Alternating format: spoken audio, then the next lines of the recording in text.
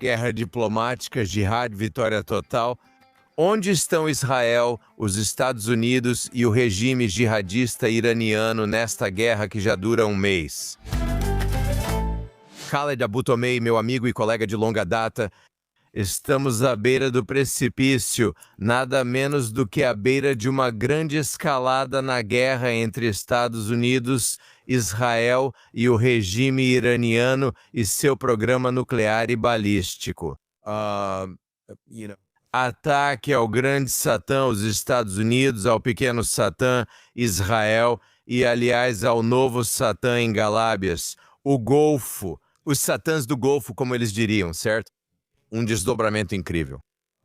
Não está muito claro qual é exatamente a posição dos Estados Unidos nem do regime iraniano, há muitas dúvidas no ar, mas uma coisa é perfeitamente verdadeira e previsível, e na verdade um desdobramento extraordinário. E isso é a resolução do Bahrein nas Nações Unidas, a primeira vez na história que um país árabe muçulmano patrocina uma resolução contra outro país muçulmano nas Nações Unidas, e não menciona Israel.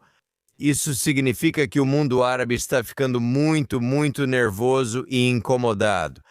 Acredito que estão decididos a garantir que os Estados Unidos concluam o trabalho e talvez até se unam a eles pela primeira vez para realmente derrubar o regime. Dan, hoje quando falamos sobre o mundo árabe, estamos falando de vários mundos. O mundo árabe não é unido. Eles nunca foram unidos, é claro, mas quando se trata da guerra com o Irã, vemos a divisão crescendo, se ampliando. Primeiramente, vamos dar uma olhada nos países do Golfo, especialmente nos países que foram alvo do Irã. Esses países, Arábia Saudita, Emirados Árabes Unidos, Bahrein e outros, sentem-se traídos pelo resto dos árabes. Por quê? Porque eles estão dizendo, onde estão os árabes? O que os árabes fizeram por nós? Quero dizer, tudo bem, eles emitiram declarações. A Liga Árabe emitiu uma declaração condenando o ataque iraniano. A Conferência de Cooperação Islâmica, que reúne 57 países, também emitiu declarações, mas isso não é suficiente. Há um sentimento de decepção nos Estados do Golfo de que o mundo árabe virou as costas para os Estados do Golfo, que têm sido realmente atacados pelos iranianos e pessoas morreram e propriedades foram destruídas. E as usinas de dessalinização nos estados do Golfo, que representam 80% da água potável deles, foram ameaçadas, e assim por diante. Eu vi vários artigos na imprensa árabe escritos por emiratenses e outros analistas políticos árabes culpando os árabes, acusando-os de virar as costas para os estados do Golfo. E um artigo dizia, nós, no Golfo, recebemos milhões de árabes ao longo dos anos. Nós lhes demos casas, nós lhes demos empregos, nós os ajudamos. Agora, sob ataque, tudo o que fazem é emitir uma declaração. E Dan, a maioria das críticas está sendo dirigida ao Egito por algum motivo. Por que, afinal, o Egito está em cima do muro? Parece que os estados do Golfo esperam que árabes mandem tropas ao Golfo para defender os Estados Unidos. Não só o Egito está em cima do muro, eles são um dos precursores, um dos ativistas que impulsionaram essa aventura diplomática nas negociações, certo? Entre a Turquia e o acesso absoluto. E agora, novamente, isso levanta a questão. O que está por trás da inação árabe? Quero dizer, por que os árabes são indiferentes? Por que eles não estão correndo para ajudar seus irmãos e os estados do Golfo? Existem várias teorias, sabe? Uma razão é o provável medo de retaliação do Irã. Número 2, também é possível que eles não vejam o Irã como uma grande ameaça, como a principal ameaça à sua segurança nacional. E eles estão preocupados que, se envolverem nessa guerra, isso fará com que o Irã, e não Israel, pareça ser a principal fonte de instabilidade no Oriente Médio. Alguns países árabes querem que o foco permaneça em Israel. Esse é um ponto importante. Existe uma conexão entre o seu ponto, agora, que o mundo árabe, vamos chamar de rua árabe muçulmana, não só os regimes, querem manter. Bem, os regimes árabes querem manter o foco em Israel, para que a rua árabe não se revolte contra os regimes que também os controlam. Isso se chama distração, desvio. Claro, é por questões internas, porque essa é uma forma de desviar a atenção dos problemas internos. Eles querem que a rua árabe e muçulmana seja mobilizada contra Israel e os Estados Unidos, porque se eles não forem mobilizados contra Israel e os Estados Unidos, eles vão até você, líder árabe, líder muçulmano, bater na sua porta e, Deus me livre, podem exigir reformas, democracia e um bom governo. E isso é algo que você não quer oferecer a eles. Então você sempre quer que Israel esteja no centro das atenções do mundo árabe e muçulmano. Agora, o Irã é um problema. É um país muçulmano. E esses líderes árabes, quero dizer, você sabe, eles não querem ser vistos pelo seu povo como lutando contra muçulmanos. Esse é o primeiro ponto. Número 2, eles não querem estar alinhados com Israel e os Estados Unidos, o que é um grande problema. Eles vão enfrentar uma reação negativa do seu próprio povo, da opinião pública. Então essas são algumas das considerações dos líderes árabes e por que eles estão apenas emitindo declarações retóricas e, na verdade, não estão tomando nenhuma ação para ajudar os estados do Golfo. O que é interessante, então, é que isso é um efeito bumerangue. Isso está, na verdade, aproximando os estados do Golfo de Israel e dos Estados Unidos, porque agora eles sabem que não podem contar com seus irmãos árabes. Veremos o surgimento de novas alianças. Eu nem descarto a possibilidade de que eles procurem atores asiáticos, outros atores ocidentais. Então, estamos caminhando para uma cisão muito séria no mundo árabe. Acho que o mundo árabe, depois desta guerra, não será o mesmo mundo árabe de antes, aliás. Essa é uma percepção fascinante, Khaled. E isso me faz lembrar do contexto histórico quando, no período moderno, após a queda do Império Otomano, no início, na primeira década e meia do século XX, surgiu em nossa região algo chamado nacionalismo árabe, pan-arabismo. E a palavra-chave, o alicerce do pan-arabismo, era a unidade árabe. E aqui, o que estou ouvindo você dizer? Também há a chamada solidariedade árabe, termo preferido pelos árabes. Patriotismo. Tadaman al-Arabi, que significa solidariedade árabe, certo? Unidade árabe também. Sim, isso também está correto. Mas esses termos já não são mais relevantes. Ninguém assume isso. Calmia. O nacionalismo de calmia. Isso é outra coisa. Sempre houve essa percepção de que o mundo árabe é unido e existe solidariedade entre os árabes. E se um país for atacado, todos ficam ao lado dele. Mas não mais, não mais. Estamos vendo agora 6 países sendo diretamente atacados pelo Irã. E sabe, tudo o que a Liga Árabe, composta por 22 países árabes, pode fazer é emitir uma declaração de condenação e voltar a dormir. E é por isso que acho que isso terá implicações estratégicas de longo alcance na região. Veremos um novo Oriente Médio. O Oriente Médio está sendo remodelado agora, não só no Irã, não só no Líbano, mas também de muitas outras formas. Sabe, quando nós, nas últimas 2 décadas, nos últimos 20 anos, começamos a ver os primeiros sinais de um novo Oriente Médio durante o governo Obama, durante o qual o Reino da Arábia Saudita ficou tão descontente com o governo dos Estados Unidos sob a administração Obama, que acabou se aproximando mais de Israel. Isso os aproximou ainda mais de Israel e, por fim, levou, no primeiro governo Trump, à assinatura dos Acordos de Abraão. Porque eles precisavam ter a sensação de que tinham a força americana por trás deles para que pudessem correr o risco de normalizar relações com Israel. Porque, se a maior potência do mundo livre estivesse com eles, 100% eles avançariam. Agora estamos vendo que está acontecendo quase o oposto exato. Eles não só foram desencorajados de se conectar com uma administração americana mais liberal e passiva, como também estão olhando para o mundo árabe. Muitos dos 57 membros da Conferência Islâmica, a organização, a Cooperação Islâmica, o que antes era chamado de Conferência Islâmica, agora é chamado de Cooperação Islâmica. Acho que é ICO. Ou COI. Não consigo me lembrar. Estamos falando de 57 estados islâmicos. 57 estados islâmicos, e muitos deles não dá para contar com muitos deles para agir. Agora, por que isso? Por que eles não tomaram uma atitude? Porque eles não querem ser vistos. Mesmo sabendo que o regime iraniano trabalha contra seus interesses, sendo o principal fator de desestabilização da segurança no Oriente Médio. Mas para eles, do ponto de vista cognitivo, da forma como isso parece, é muito pior para eles estarem alinhados, certamente com Israel e os Estados Unidos? Com o problema. Digo, tem receio de enfrentar reação negativa, como citei antes, das ruas árabes e muçulmanas. A última coisa que você quer, como um ditador árabe ou muçulmano, é ser visto como alguém abertamente alinhado com os Estados Unidos e a América em uma guerra que tem como alvo os muçulmanos. Ok, nesse caso não importa serem xiitas, mas é um país muçulmano, o que é muito importante para as ruas árabes. Líderes árabes e muçulmanos, em sua maioria, sempre enfrentaram isso.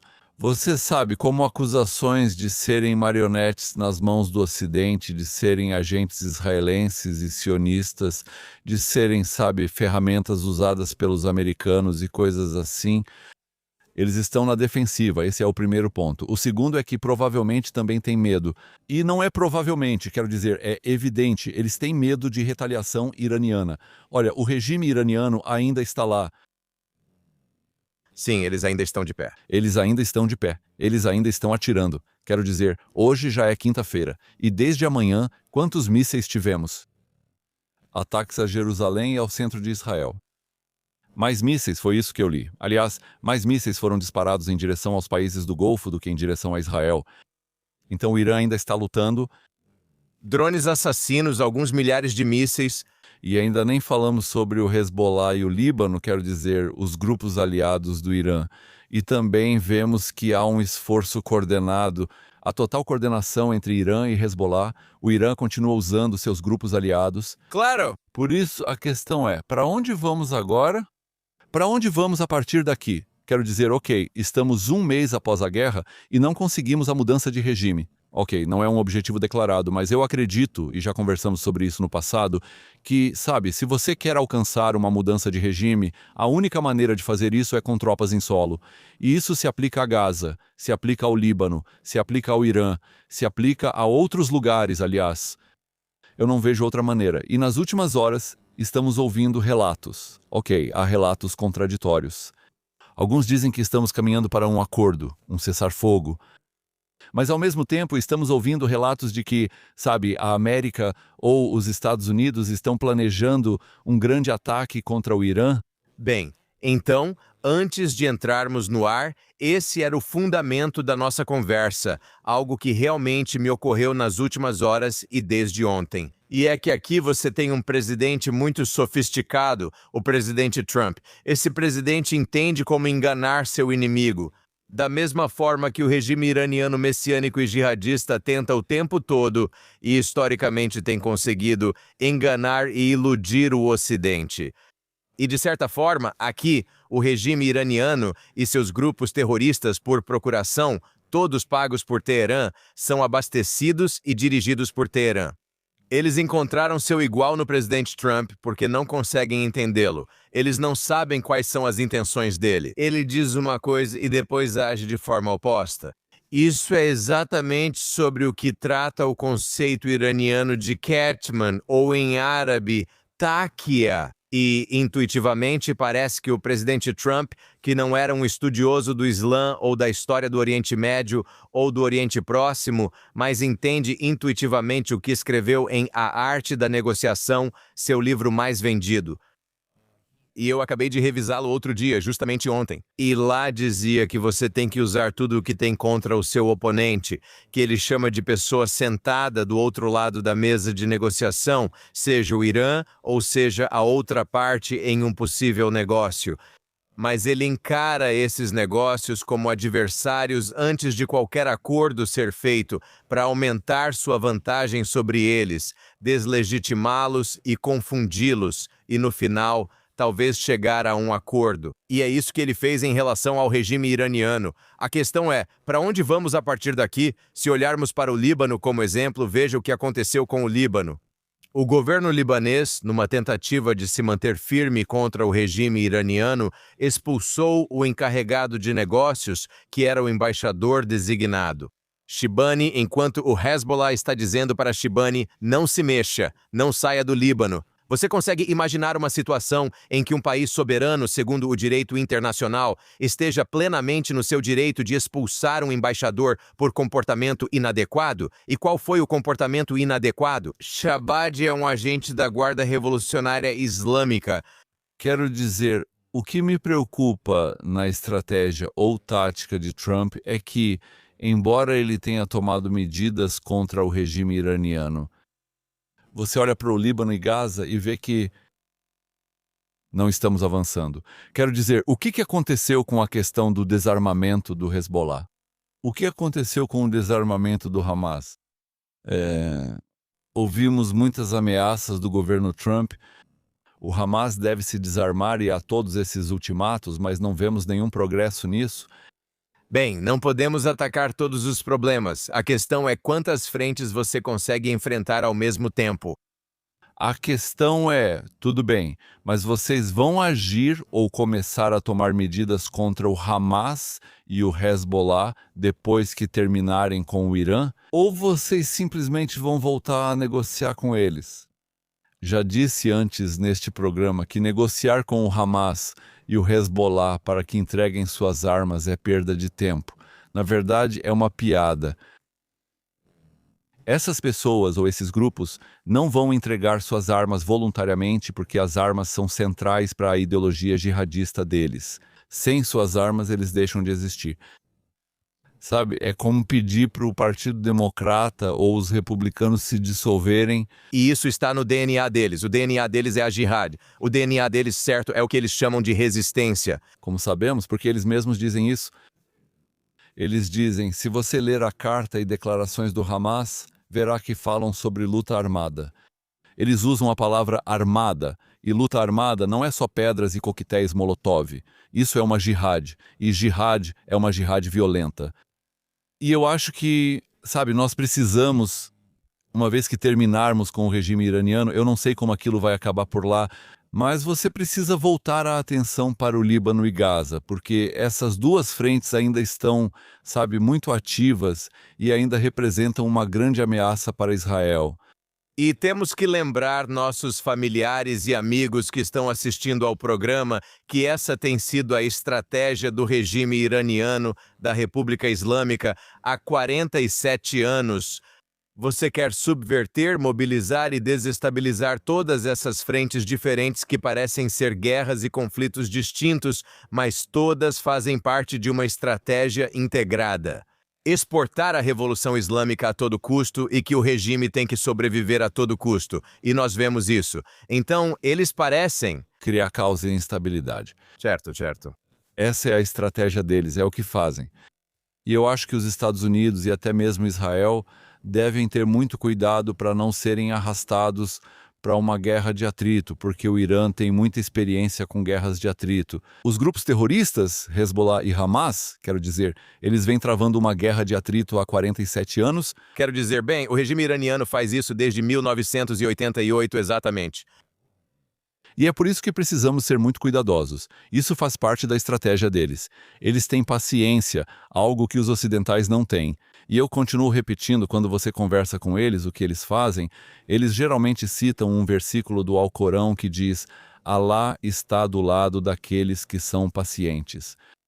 E eles têm muita paciência. E eles dizem, tudo bem, nós podemos alcançar nossos objetivos. Se não conseguirmos em 10 anos, provavelmente conseguiremos em 500 anos, e se não for em 500 anos, pode ser em 2000 anos. Mas enquanto estivermos no caminho e avançando nessa direção, sem desviar desse percurso, nós vamos conseguir. Você tem que ser firme, você tem que ser resiliente e não desistir. Concessão, conciliação, essas palavras não existem na mentalidade dos jihadistas. Os jihadistas estão focados em sua missão. E nada vai mudá-los, aliás. Quero dizer, o que você diria que é a missão central global da jihad? Espalhar o Islã para o resto do mundo, conquistar o mundo e restaurar os dias gloriosos do Islã. Essa é a missão deles. E converter os não-muçulmanos para a força. Primeiro você deve convidá-los para isso, não obrigá-los. Mas, você sabe, esse é o objetivo final, restaurar o Califado Islâmico, os dias gloriosos do Califado Islâmico. As pessoas têm que se submeter ao Islã. As pessoas têm que fazer parte desse sistema islâmico. Elas têm que aceitar a lei Sharia porque ela é pura. Nós somos a religião certa, nós somos o exemplo. Os outros são, você sabe, infiéis. Eles são descrentes e nós devemos tentar. Então é interessante pegar o que você está dizendo e colocar isso em termos da linguagem que o Ocidente ouve do mundo muçulmano, Salam, por exemplo. Agora, as pessoas pensam que salam, shalom e paz são todas a mesma coisa, mas isso significa algo muito diferente dentro do Islã, não é? Significa submissão. Salam não significa necessariamente que vivemos em paz e harmonia. Significa que você me aceita como eu sou. E se você não me aceitar, haverá um problema. Vamos ver. Junte-se a mim porque eu estou certo. Você está errado. E é assim que deve ser. Então você está certo. É assim que esses jihadistas veem a situação. E vimos isso com o ISIS, vimos com a Al-Qaeda, vimos com o Hamas, a Jihad Islâmica Palestina. E se você notar, todos eles são consistentes. Reconheço que são honestos, claros e consistentes em suas mensagens, sem esconder isso. Não é algo ambíguo, é muito claro. Esse é o objetivo deles, restaurar o califado islâmico. Aqui estamos à beira do precipício, trazendo a conversa para o presente. Estamos à beira de um precipício entre um possível desfecho diplomático que parece improvável e a possibilidade de uma grande escalada que parece mais provável. Por que eu digo mais provável? Como eu dizia há minutos, a estratégia do presidente Trump é enviar um plano de 15 pontos cuja linguagem lembra o plano de 20 pontos em Gaza contra o Hamas. Que não foi implementado, certo? Então ele apresenta um plano de 15 pontos muito razoável, de acordo com qualquer analista alinhado ao consenso no Ocidente. Ele força e expõe a resposta do regime iraniano, que é não, não, não, não, não, não, em um artigo específico.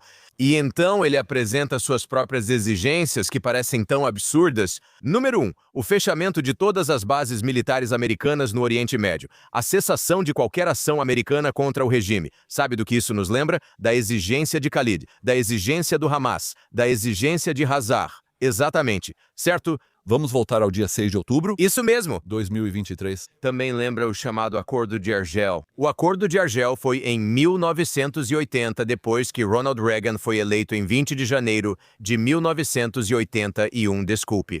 E isso desencadeou um acordo com a República Islâmica.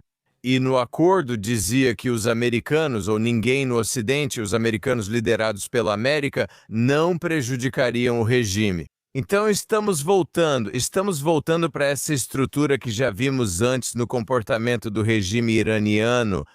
E aqui o presidente Trump meio que expôs, colocou tudo na mesa para deixar claro, para mostrar às pessoas quem é razoável e quem não é razoável, antes da autodestruição dessas negociações. E a proposta de que os Estados Unidos precisa se envolver em uma grande escalada para vencer militarmente, como disse o general Keane. O general Keane, é claro, é um dos principais conselheiros do presidente Trump e ele foi o ex-vice ou chefe do Estado-Maior Conjunto, ou vice do Estado-Maior Conjunto. Ele afirmou que o presidente Trump tenta fazer diplomaticamente e que ele duvida muito que possa dar certo, nós conseguimos no campo de batalha. Essa parece ser a estratégia do presidente. Vamos ver. Quero dizer, estamos em uma encruzilhada agora. Estamos caminhando para uma grande escalada ou para um acordo negociado? Agora é quinta-feira à tarde em Israel. Como você sabe, tudo pode mudar rapidamente. Você sabe, até mesmo na próxima hora, nós não sabemos. Sim. Mas vamos ver.